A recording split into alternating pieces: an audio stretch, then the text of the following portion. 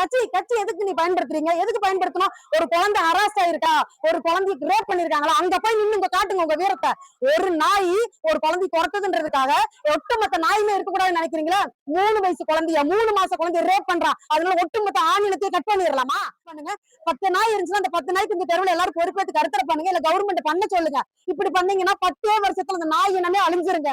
இனப்பெருக்கத்தை கட்டுப்படுத்துறது கவர்மெண்டோட கடமை.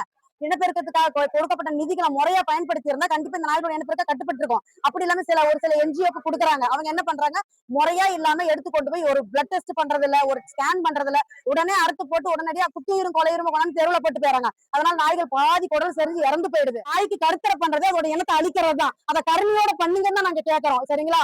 தயவு செய்து சொல்றேன், இதை பாக்குறவங்க சரி, அந்த நாய்களை துன்புறுத்தாதீங்க. அரசு அதிகாரிகளும் சரி, கலெக்டரும் சரி, சிஎம் சார்பில் கெஞ்சி கேட்டுக்கிறோம், இந்த நாய்களுக்கு உண்டான பாதுகாப்பு சட்டத்தை உறுதிப்படுத்துங்க. என்னென்ன சட்டத்திட்டங்கள் இருக்கு அதெல்லாம் சோசியல் மீடியா மூலமாக செய்தி மூலமா கொண்டு வாங்க. தயவு செய்து ஜீவனுக்கு ஒரு லைஃப் கொடுங்க தான் சொல்றோம். வணக்கம், என்னுடைய பேர் சரிதா தமிழினியால். நான் ஒரு விலங்கு நல ஆர்வலர். இங்க இருக்கிற எல்லாருமே ஃபீடர்ஸ் விலங்கு நல ஆர்வலர் தான். இப்ப திருப்பூர் மாவட்ட ஆட்சியரை பார்க்கறதுக்கு தான் மனு கொடுக்க வந்திருக்கோம். என்னன்னு பாத்துட்டீங்கன்னா, சமூக நாய்களுக்காக பேசத்தான் வந்திருக்கோம். இந்த குரலற்ற சமூக நாய்களுக்காக பேசுறதுக்கு எங்களை மாதிரி ஒரு சிலர் தான் குரல் கொடுக்க இருக்கோம். என்னன்னு பாத்துட்டீங்கன்னா, இந்த சமூக நாய்களுக்கு சமுதாயத்துல நடக்கக்கூடிய நிறைய எண்ணற்ற பிரச்சனைகளுக்கும் கொடுமைகளுக்கும் ஒரு விடிவு வேணும் தான் இங்க வந்திருக்கோம்.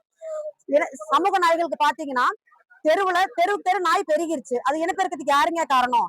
கொரோனா டைம்ல நாய்களோட இனப்பெருக்கத்தை கட்டுப்படுத்துறதுக்கு தவறுன அரசு தான் காரணம். அரசு நாய்களோட இனப்பெருக்கத்தை கட்டுப்படுத்த தவறுனதுனால எல்லா பக்கம் நாய்கள் பெருகிருச்சு. பெருங்கிறதுனால மக்கள் என்ன பண்றாங்க, நம்மளுடைய சமூகத்துக்கு நமக்கு பாதுகாப்பு அப்படின்னு நினைக்கக்கூடிய அந்த விலங்க ஒரு தொல்லையா நினைச்சிட்டு விச வச்சு கொள்றாங்க, அடிச்சு கொள்றாங்க, துன்புறுத்துறாங்க. இதை விட ஒரு பெரிய கொடுமை என்னன்னா, குழந்தைகளை பெற்ற தாய்மார்களே அந்த தாய் நாய்க்கு தெரியாம அது பெற்ற குழந்தைகளை கொண்டு போய் தெருவுல வீசிடுறாங்க, சாக்கல்ல கட்டி தண்ணீரை தூக்கி வீசிடுறாங்க, ரீலோகேட் பண்ணிடுறாங்க. இதெல்லாம் எவ்வளவு பெரிய கொடுமை தெரியுங்களா? அது அந்த கோபத்துல அந்த நாய் என்ன பண்ணுது, தன்னோட குட்டியை காணமேன்னு சொல்லிட்டு போற வரவங்க எல்லாம் பிடிச்சி கடிக்குது. உடனே என்ன பண்றீங்க, உங்களை மாதிரி மீடியாக்கள்லாம் நாய்கள் துரத்தி கடிக்குதுன்றீங்க. தன்னோட குழந்தைய பிரிச்ச எல்லாருக்கும் உணர்வு ஒண்ணுதானுங்க, வலி ஒண்ணுதானே. மனுஷங்களுக்கும் விலங்குகளுக்கும் வலி ஒன்றுதான். அந்த விலங்குகளோட வலிகளை எடுத்து சொல்ற மீடியா எதுவுமே சொல்றது இல்ல. அதான் பிரச்சனையே. அப்ப என்ன ஆகுதுன்னா, அந்த நாய் துரத்தி கடிக்குது. அப்புறம் ஒருத்தர் தடி எடுத்து அடிச்சாரா நமக்கு தெரியாம, தடி எடுத்து அடிச்சோம்னா தொடர்ந்து அந்த நாய் பார்த்து வாட்ச் பண்ணி கடிக்க போகுது. ஏன்னா இவனால தனக்கு ஆபத்து வந்துருமோன்னு வண்டியில ஏத்தி கொள்றாங்க. உடனே அந்த வண்டியை பார்க்கும்போது அடிப்பட்ட நாயும் சரி, அதை சார்ந்த நாய்களும் சரி வண்டியை துரத்துது. உடனே என்னன்றாங்க, எங்களை வண்டியில துரத்துதுன்றாங்க. மக்களுக்குள்ள ஒரு புரிதல் வேணும். இதை ஏற்படுத்த வேண்டியது அரசோட தலையாய கடமை. அதை செய்ய தவறிடுச்சு அரசு. தவிர பாத்தீங்கன்னா, நாய்களுக்கு கருத்தடை பண்ணணும். இனப்பெருக்கம் அதிகமாயிடுச்சுங்க. ஃபீடர்ஸ் யாருமே நாயோட இனப்பெருக்கத்தை உற்பத்தி பண்றது இல்ல. உங்களை கடிக்க கூடாது, பசி கொடுமையால மனுஷங்களை போய் கடிக்க கூடாதுன்னு சொல்லிதான் என்ன பண்றாங்க, எங்களை மாதிரி ஃபீடர்ஸ் எல்லாம் வந்து நாய்களுக்கு சாப்பாடு கொடுக்குறாங்க. பொதுமக்களுக்கு தொல்லை ஏற்படுறதை தவிர்க்கிறதுக்கு தான் ஃபீடர்ஸ் இருக்காங்க. எங்களுக்கு நிறைய பிரச்சனைகள் இருக்கு. அது போக பாத்தீங்கன்னா, இந்த நாய்களோட இனப்பெருக்கத்தை கட்டுப்படுத்துறது கவர்மெண்டோட கடமை. இனப்பெருக்கத்துக்காக கொடுக்கப்பட்ட நிதிகளை முறையா பயன்படுத்தி இருந்தா கண்டிப்பா இந்த நாய்களோட இனப்பெருக்க கட்டுப்பட்டு இருக்கும். அப்படி இல்லாம ஒரு சில என்ஜிஓக்கு கொடுக்குறாங்க, அவங்க என்ன பண்றாங்க, முறையா இல்லாம எடுத்து கொண்டு போய் ஒரு பிளட் டெஸ்ட் பண்றது இல்ல, ஒரு ஸ்கேன் பண்றது இல்ல, உடனே அறுத்து போட்டு உடனடியா குத்துயிரும் கொலையுரும் கொண்டாந்து தெருவுல போட்டு போயிறாங்க. அதனால நாய்கள் பாதி குடல் செறிஞ்சு இறந்து போயிடுது. இல்லையா சிடி மாதிரி நோய்கள் வந்துருது. நாங்க கேட்கறது என்ன தெரியுங்களா, நாய்களுக்கு இனப்பெருக்கத்தை கட்டுப்படுத்துறதுக்கு முறையா கருத்தடை பண்ணுங்க, வேக்சினேஷன் கொடுங்க, அதுங்களுக்கு உணவளிக்கிறதுக்கு எங்களை மாதிரி தன்னார்வலர்கள் உணவளிக்க வந்தா விடுங்க. எங்களையும் ஹராஸ் பண்றீங்க, எங்க மேலேயும் கேஸ் கொடுக்குறீங்க, எங்களையும் சண்டை போடுறீங்க, எந்த வீட்லயுமே குடியிருக்க விடாதளவுக்கு காலி பண்ண வைக்கிறீங்க. இதுலதான் அரசியல்வாதி உங்களோட செல்வாக்கெல்லாம் காட்டுறாங்க. நான் கேட்கிறேன், சமுதாயத்துல வேற பிரச்சனையே இல்லையா? இந்த நாய்கள் மட்டும்தான் பிரச்சனையா? ஒயின் ஷாப்ல குடிச்சு எத்தனை குடும்பங்கள் அழிஞ்சு போகுது, கஞ்சா போதையில இந்த நாடு எத்தனை சீரழிஞ்சு கிடக்குது, அதையெல்லாம் கேட்கறதுக்கு எந்த அரசியல்வாதிக்கும் டைம் இல்ல. உன நாயை பிடிச்சிட்டு தொங்குறாங்க. இது எந்த விதத்துலங்க நியாயம்?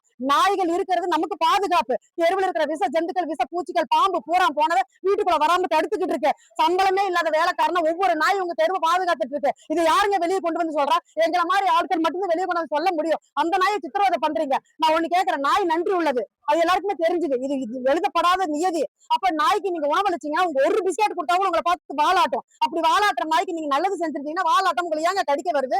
உணவே இல்லைங்கும் போது தான் உயிர் வாழ்ந்தே ஆகணுங்கிற ஒரு இக்கட்டான சூழ்நிலையில இந்த நாய்க்கு 3 அலாட்டு கொடுக்கும். அதனாலதான் அது கடிக்க போகுது. எதையாவது ஒண்ணு தின்னாதான் உயிர் வாழ முடியுன்றனாலதான் அது கடிக்க போகுது. அப்ப உணவு கொடுக்க தவறுனது யார் தவறு சொல்லுங்க? பொதுமக்கள் நம்ம தவறு. அந்த தவறை விட்டு போட்டு நாயை அடிக்கிறீங்க, கல்லெடுத்து அடிக்கிறீங்க, விச வச்சு கொள்றீங்க. இதுக்கு யாருங்க அதிகாரம் கொடுத்தது? சட்டத்திட்டங்கள் கடுமையா இல்லாததுதான் இது காரணம். ஒரு மனுஷனை அடிச்சா ஒரு மனுஷனை கொன்னா எப்படி சட்டத்திட்டங்கள் பாயுதோ அதே போல இந்த வாய் இல்லாத அந்த உயிரற்ற ஜீவன்களுக்கு சட்டங்கள் இருக்கு. அந்த சட்டங்கள் சரியா நடைமுறைப்படுத்தப்படணும். அதுக்காக தான் கலெக்டரை பார்க்க வந்திருக்கோம். ஒரு பிராணியை கொன்னா எஃப்ஐஆர் இருக்கணும். அந்த எஃப்ஐஆர் மேல வேல்யூ இருக்கணும். ஒருத்தன் அரசாய் உள்ள போயிட்டு வந்தாலும் அடுத்தவனுக்கு பயம் இருக்கணும். இந்த மீடியா வெளியே கொண்டு வரணும். இது எதுவுமே பண்றது கிடையாது. ஆனா நாய் துரத்துறத மட்டும் விடிய விடிய போறீங்க. ஒரு நாய் எத்தனை குழந்தைகளை பாதுகாத்து இருக்கு, ஒரு திருடன் கிட்ட பாதுகாத்து இருக்கு. சிசிடிவி வந்ததுக்கு அப்புறம் நாயோட தேவையே இல்லாம போச்சு. சிசிடிவி என்னங்க பண்ணோம், ஒரு திருட கண்டுபிடிச்சா திருடன் யாரு பண்ணான்றதை காட்டும். ஆனா நாய் என்ன பண்ணு தெரியுங்களா, திருடன் நடக்கிறதுக்கு முன்னாடி திருடனை கண்டுபிடிச்சு கொடுக்குது. டிப்டாப்பா இருப்பான். நம்மளோட எண்ணத்துக்கு சிந்தனைக்கு அப்பாற்பட்டு அதை அழகா ஸ்மெல் பண்ணி இவன் திருடன் அடையாளப்படுத்தி காட்டுது. திருடனுக்கு தாங்க நாயை பிடிக்காது,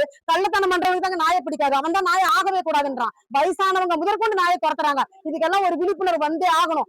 நாங்க இத்தனை பேர் இருக்கோம், இன்னும் நிறைய பேர் இருக்காங்க. அவங்களுக்கு எத்தனை பிரச்சனை தெரியுமா சமுதாயத்துல?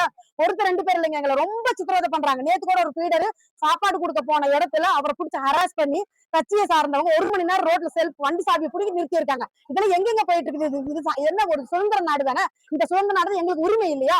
நீங்க கண்டுக்காம போறது எங்க சொந்த செலவுல எந்த பண்டி இல்லாம எங்களுடைய நேரத்தையும் குடும்பத்தையும் விட்டுட்டு நாங்க அந்த குழந்தைகள் ஜீவனுக்காக குழந்தைகளை நினைச்சு பாவிச்சு அவ்வளவு சர்வீஸ் பண்ணிட்டு இருக்கோம்.